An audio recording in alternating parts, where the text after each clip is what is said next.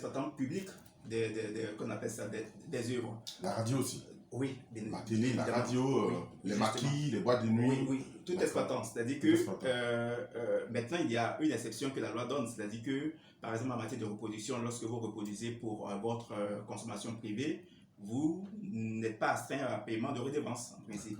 Et lorsque vous communiquez l'œuvre dans un cercle de famille, vous n'avez pas à payer de redevance, sauf si cette communication est faite en contrepartie du paiement de quelque chose. Donc, par exemple, il y a eu l'anniversaire d'Emma Loès où les dossiers y étaient. Alors, vous savez que Emma Loès, si il comprend bien, doit venir payer quelque chose au Burkina. Oui, parce que c'est hors du cercle de famille.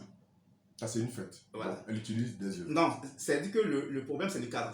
C'est que ceux qui étaient présents n'étaient pas uniquement du cercle familial. Donc, on sort du cercle de famille. Dès l'instant où vous invitez d'autres personnes, vous devez payer. Voilà, qui ne sont pas des secteurs. Vous allez amener des gens à célébrer l'anniversaire sans inviter les gens. Oh non, non, c'est-à-dire que nous, pour nous apprenons. Vous ne pouvez pas avoir payé. Non, nous apprenons. Vous apprenez les gens à célébrer. On va dire à célébrer et à exploiter nos œuvres.